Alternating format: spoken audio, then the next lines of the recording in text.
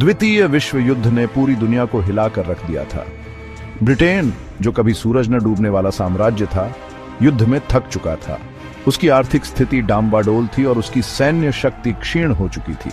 ऐसे में भारत जैसे विशाल उपनिवेश को थामे रखना उसके लिए मुश्किल होता जा रहा था। युद्ध के दौरान भारत ने ब्रिटेन का भरपूर साथ दिया था। लाखों भारतीय सैनिकों ने युद्ध में अपनी जान की बाजी लगा दी थी। लेकिन अब युद्ध समाप्त हो चुका था और भारतवासियों को अपनी आजादी की उम्मीद थी। गांधी जी के नेतृत्व में भारतीय राष्ट्रीय कांग्रेस ने ब्रिटिश शासन को चुनौती देना शुरू कर दिया था।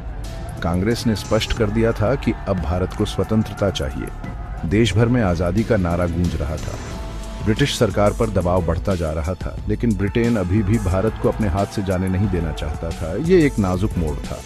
एक और ब्रिटेन था जो अपनी ताकत खोता जा रहा था, दूसरी ओर भारत था जो अपनी आजादी के लिए बेताब था। ऐसे में 1946 का साल बेहद अहम साबित हुआ।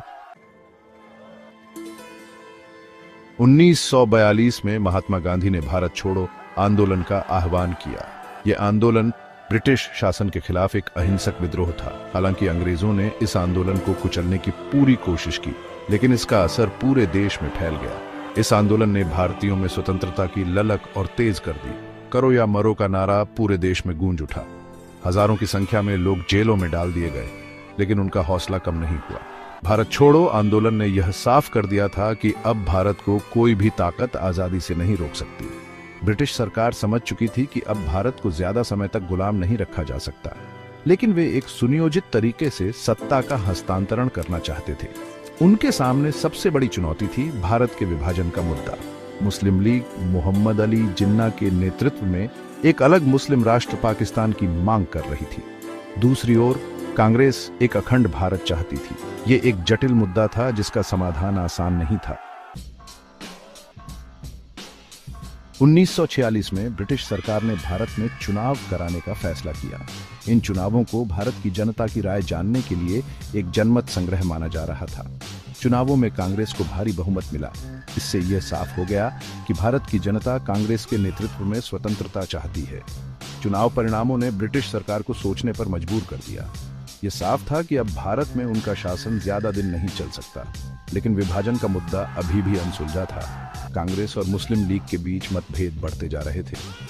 ब्रिटिश सरकार ने इस मुद्दे को सुलझाने के लिए कैबिनेट मिशन भारत भेजा।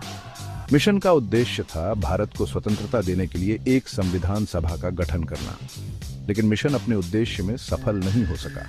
कांग्रेस और मुस्लिम लीग के बीच मतभेद इतने गहरे थे कि कोई भी समझौता संभव नहीं था।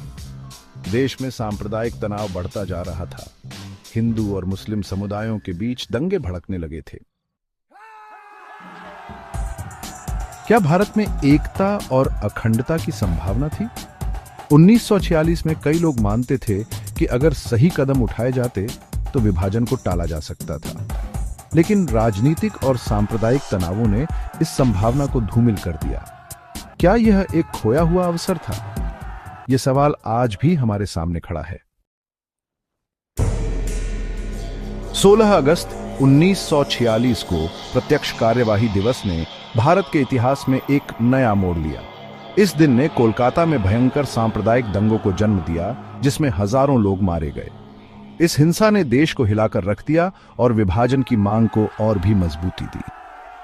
इसके बाद विभाजन की प्रक्रिया ने तेजी पकड़ी और भारत के भविष्य की दिशा तय हो गई। 15 अगस्त 1947 को भारत ने आजादी की सुबह देखी, लेकिन इस स्वतंत्रता के साथ ही विभाजन का कड़वा सच भी सामने आया। भारत और पाकिस्तान दो स्वतंत्र राष्ट्र बने, लेकिन इसके साथ ही लाखों लोगों को अपने घर बार छोड़ने पर मजबूर होना पड़ा। यह समय था जब आजादी की खुशियों में भी दर्द और पीड़ा की गूंज सुनाई दी। 1946 से 1947 के बीच के ये घटनाक्रम हमें यह सिखाते हैं कि इतिहास केवल तारीखों और घटनाओं का संग्रह नहीं होता, बल्कि यह मानवीय भावनाओं, संघर्षों और आशाओं की कहानी भी है। भारत का विभाजन एक जटिल प्रक्रिया थी जिसमें कई कारक शामिल थे। आज हमें इन घटनाओं से सीख लेकर एकता, शांति और समृद्धि की दिशा में